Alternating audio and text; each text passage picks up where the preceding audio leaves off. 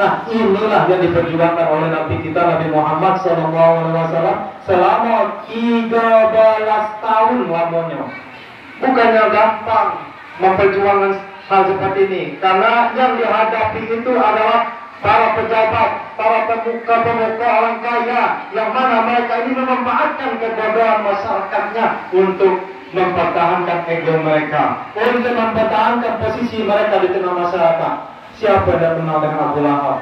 Siapa yang kenal Abu Jahal? Siapa yang kenal dengan Umayyah bin Khalaf? Siapa yang kenal dengan Walid bin Mughirah? Siapa yang kenal dengan As bin Wa'il? Mereka itu tokoh kafir Quraisy. Mereka adalah orang-orang hebat, mereka adalah orang-orang yang cerdas. Akan tetapi mereka tidak mau beriman dengan Nabi Muhammad SAW. Bukan karena mereka tidak percaya dan kebenaran yang dibawa oleh Nabi Muhammad, akan tetapi itu semua karena egonya. Bayangkan, Walid bin Mughirah itu tokoh kafir Quraisy yang terkenal dengan kecerdasannya. Bukan hanya cerdas, pintar, terkenal juga dengan ketampanannya. Orang gagah, tampan. Kalau ditengok senang gitu nengok, gagah orangnya. Sudah itu kaya pula. Kekayaannya itu 2/3 kota Mekah itu punya dia, sampai ke negeri Taif. Banyak dia punya kebun kurma. Luar biasa, terkaya di kota Mekah. Sampai-sampai masyarakat di zaman tersebut, kalaulah yang diangkat jadi nabi itu si Walid bin Mughirah, kami marah beriman. Ini enggak Muhammad. Siapanya Muhammad itu? Anak yatim, sudah itu tak pernah sekolah, tak bisa baca, tak bisa nulis. Tahu-tahu ngaku menjadi nabi. Ini yang ada di tengah masyarakat. Mindsetnya rusak. Kau pada sekolah tak pernah nabi. Ini yang sebenarnya jadi nabi siapa? Walid bin Mughirah. Dia orang yang pintar, orang yang cerdas, sudah itu kaya, terus pandai beretorika. Kalau dia jadi nabi, pasti kami ikuti. Ini yang rusak di tengah masyarakat. Sehingga si Walid bin Mughirah ini, walaupun dia tahu kebenaran Nabi Muhammad, dia tidak mau mengikutinya. Alasannya apa? Takut kalau kita masuk Islam, nanti kita akan bergaul. Bergaul dengan siapa? Bergaul dengan Bilal bin Rabah. Bilal bin Rabah itu kan budak, bawahan. Dulu kita senang dia. Ini ketika kita masuk Islam, posisi kita sama dengan dia. Abu Jahal juga seperti itu. Abu Jahal itu orang cerdas, pintar. Bayangkan, Nabi berdoa. Apa kata Nabi? Ya Allah, Allah Islam. Ya ummah ini, ya Allah, muliakan Islam dengan dua ummah. Siapa dua ummah ini masuk di situ? Umar bin Khattab dan Amr bin Hisam. Amr bin Hisam itu adalah Abu Jahal.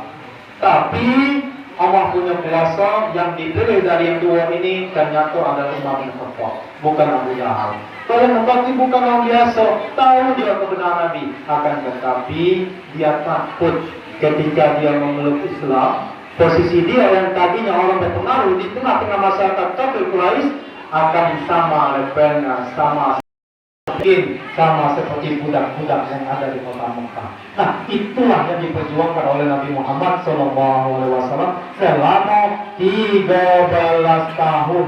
Sehingga 13 tahun ini perjuangan Nabi. Coba kita tengok siapa pengikut Nabi. Kebanyakan pengikut Nabi itu anak-anak muda, para remaja yang umur belasan tahun. Kenapa? Mereka tidak punya beban. Mereka bukan pejabat. Mereka juga bukan orang kaya, makan minum masih ditanggung orang tua. Namun mereka cerdas-cerdas, itulah yang banyak masuk Islam. Seperti Abdullah bin Mas'ud, Sayyidina Ali, Ja'far bin Abi Thalib, itu anak muda semuanya. Mereka yang banyak masuk Islam.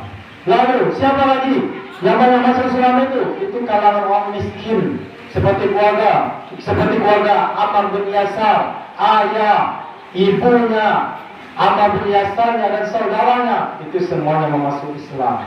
Lalu siapa lagi? Itu adalah kalangan budak-budak seperti Bilal bin Rabah dan lain sebagainya. Mereka itu mudah masuk Islam. Kenapa? Karena mereka tidak punya beban. Beda hal dengan orang kaya, beda hal dengan para pejabat, para tokoh-tokoh di tengah masyarakat. Mereka tidak mau masuk Islam. Kenapa? karena takut kehilangan posisi mereka di tengah masyarakat. Sehingga Bapak Ibu ini melihat Allah Subhanahu wa Ta'ala 13 tahun Nabi ini berjuang, maka terseleksilah mana yang terbaik daripada orang-orang yang ada di kota Mekah. Hijrahlah mereka ini. Itu pun jumlahnya tidak sampai 500 orang. Itu sekitar 100 orangan kalau yang hijrah dari Mekah menuju kota Madinah. Akan tetapi lihatlah, ketika mereka punya akidahnya sudah mantap, ketika mereka punya otak, punya akal, pola pikirnya juga sudah bagus, sesuai dengan apa yang diajarkan oleh Islam, maka ujung-ujungnya lihat apa yang terjadi. Allah tunjukkan melalui perang Badar. Di perang Badar perbandingannya semua luar biasa, jauhnya perbandingannya. Pasukan kafir Quraisy 1000 orang lebih, sedangkan kaum muslimin di zaman itu hanya 312 orang. 312 orang mampu mengalahkan 1000 orang lebih. Itu luar biasa. Nah, terus selanjutnya berlanjut kembali sesudahnya ada perang Uhud. Di perang Uhud kaum muslimin juga menang.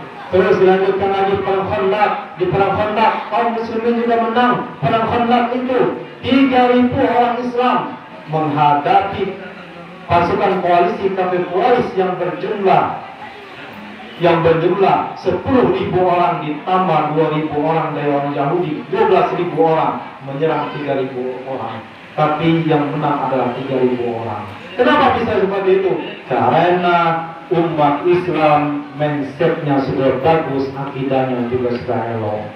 Jadi Bapak Ibu dirahmati Allah Subhanahu wa Ta'ala, majunya umat Islam itu bukan karena harta yang mereka miliki. Majunya umat Islam itu bukan karena teknologi yang mereka miliki. Akan tetapi majunya umat Islam ketika akidahnya sudah bagus, ketika mindsetnya sudah elok, pastilah itu akan maju. Jadi kalau kita tengok ini kok, kenapa Masjid Al-Aqsa itu sampai jatuh ke tangan orang kafir, ke tangan orang Yahudi. Padahal dahulu Sayyidina Umar itu menaklukkan Masjid Al-Aqsa itu jaraknya hanya berapa tahun dari Nabi? Tahun ke-15 Hijriah. Tahun ke-15 Hijriah Masjid Al-Aqsa ditaklukkan oleh kaum muslimin. Kenapa bisa ditaklukkan? Karena orang Islam di zaman itu bersatu. Tidak ada perbedaan. Boleh beda kulit, tak masalah. Boleh beda suku, biasa. Akan tetapi itu tidak menjadikan perbedaan bagi mereka. Karena apa? Mereka disatukan dalam akidah. Sehingga kalau akidah itu sudah menyatu pada diri, pasti bisa kita taklukkan. Buktinya Sayyidina Umar radhiyallahu anhu mampu menaklukkan Masjid Al-Aqsa. Nah, lalu di tahun 1099 Masehi terjadi perang salib besar-besaran. Orang Eropa itu datang berduyun mau merebut Masjid Al-Aqsa.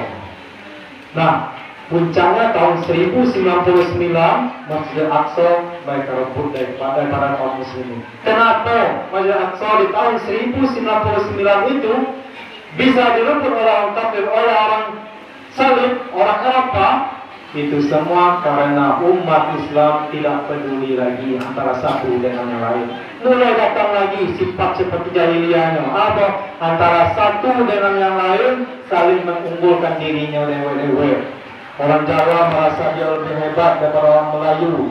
Orang Melayu juga seperti itu sebaliknya. Orang Sunda juga seperti itu sebaliknya. Tidak ada mereka sadar bahwa kelebihan kita bukan dari suku, tapi kelebihan kita adalah takwa di sisi Allah Subhanahu wa Ta'ala. Itu sudah lepas dari diri kita semua umat Islam. Sehingga begitu mudahnya orang Yahudi untuk merebut yang namanya Masjid Al-Aqsa. Tapi Bapak Ibu, tahun 1099 direbut oleh orang Eropa, orang Kristen, orang Nasrani dari Eropa yang merebutnya, itu hanya bertahan 88 tahun. Karena setelah itu muncul pahlawan Islam yang namanya Salahuddin Al-Ayyubi. Pernah dengar Salahuddin Al-Ayyubi? Pernah?